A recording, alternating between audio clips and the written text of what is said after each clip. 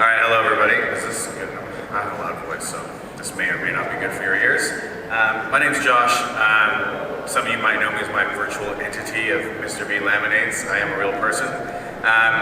But I'm a year 6 teacher at Canterbury Primary. I'm a 5/6. I'm a team leader. I'm a literacy leader. And I have some other certifications to make me look like I'm doing a good job.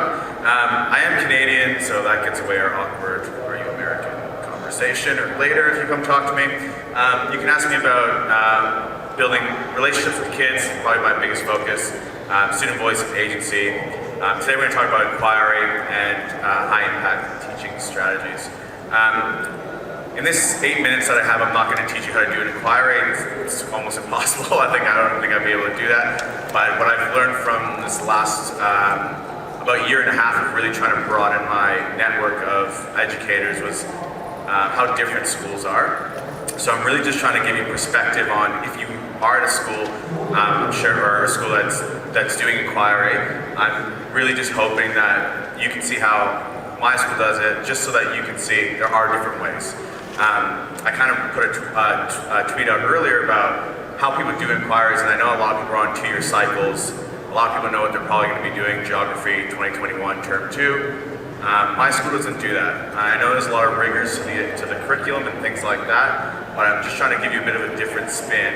And I think that if you're like me, if someone else is doing it, you could probably do it too. It's probably not the best example, because if your kid was doing something, not right, and everyone else starts doing it, you'd have like anarchy. But I think in this stage, it's really important. That perspective will help you. I have a couple of quotes from Michael Fullan. If you don't know who he is, please Google him. But he is an educational reform guru, I guess, and he also is the lead for New Pedagogies for Deep Learning, which my school practices or is part of that cluster.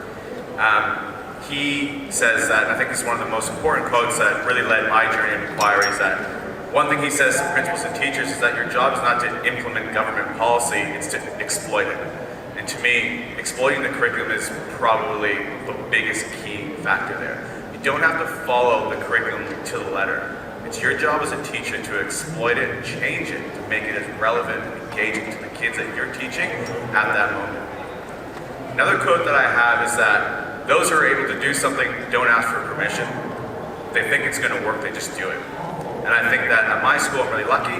My principal gives me tons of autonomy, and our teachers tons of autonomy, because that's the culture that we have there. I know that other schools are more rigorous, but again, doing it, showing that it works, is probably a good step in the right direction. It's a proactive step.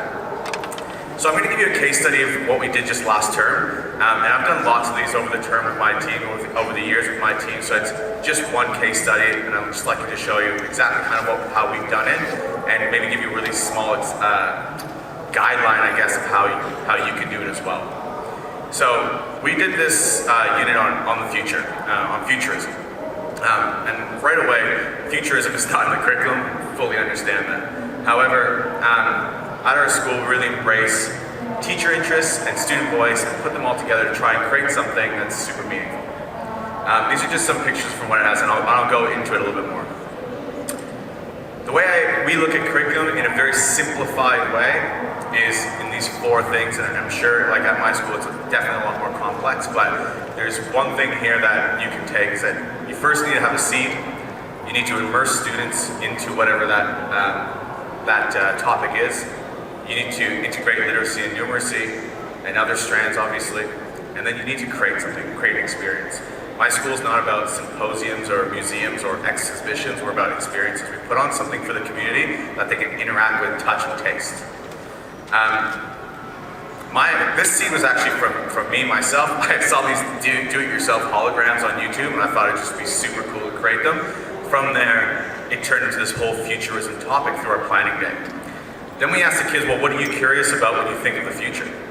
We asked them that, and they started giving us all this, wow, that is bright. They started giving us all these answers through collected with our student voice data.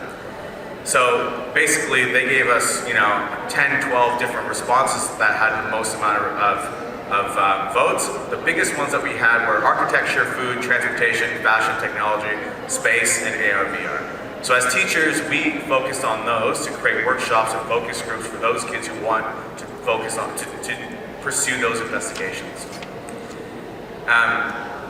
We then had this immersion day. Immersion day is a full day of just experiences. It's super fun. Even the teachers get a lot of fun out of it. But we had, virtual reality in space.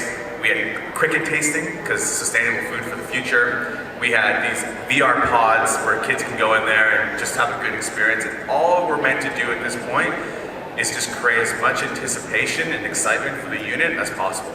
It's probably the most fun day of the term, and it happens before every single term. From there, we collect data. And all we do is we collect data on what students want to pursue moving forward in the unit. Then we integrate. So then we start in our plan, we start saying, okay, well, what can we start to put in through literacy and numeracy and science? We like to use Newsella quite a bit, so for our nonfiction text, we always make sure that our literacy is coming down with meaningful things so that they can have those skills and knowledge to create what they're going to create later. In writing for this particular thing, we did graphic novels. Again, not something that's in the curriculum, but narrative is, so we can play around with it as much as like that. We looked at dystopian futures, so vocabulary and theme and genre as well, and we had them reading these kind of books like Hunger Games and Maze Runner and Divergent, just to get them to explore a different genre or theme. They then made their own graphic novels that were dystopian, so it was really interesting. We then did shape and 3D shape, and that will come into a little bit more when we talk about architecture. And obviously, one of their interests was space, so it was a really easy connection to make. At the very end, we create. So these are pictures from what we do. We get like 300 people coming out to these. We have a very engaged community, so it's really great, but they're used to it by now. They understand that they're supporting student learning, but they're also really fun. You can see on the table on the right, those are all cricket-based muffins and foods that we ground into flour, and we use to make things people could actually eat. There was all these different other sources of food that one teacher actually was a focus on. My focus was the architecture group, so you can see the picture, that bottom right there for you. That was one of the cricket muffins, and this was the reading corner that we had with some of all the graphic novels. I do have videos, but they can't be loaded, so it's really a shame. On the one video over here on the left is actually one of the holograms that we created from the original seed, and it's like my face saying welcome to the future.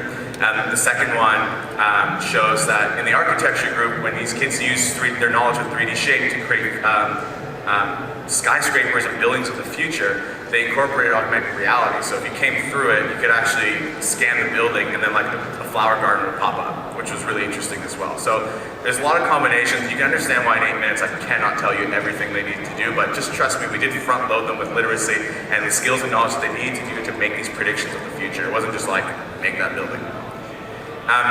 And then finally, these are the curriculum links that we actually assessed on. And a lot of the questions I get from my friends are, well, how are you accountable to the curriculum? We definitely are accountable to the curriculum, but it's probably not the first thing that we think of. Our job as teachers, personally, or as the schools, we think is that we need to find out what our interests are from the kids, and it's our job to link it to the curriculum, not in the other way around. We can't look at the curriculum and go in order. It just won't work. And you wonder why engagement is lower, why there's behavior issues in certain classrooms. It's just the same things done over and over and over again. So our job is to be as creative as possible. And we do proficiency scales, we use rubrics, we use all the assessment tools that teachers need. We just do this last. Thank you very much. If you have any questions, please come ask me. I'll be around.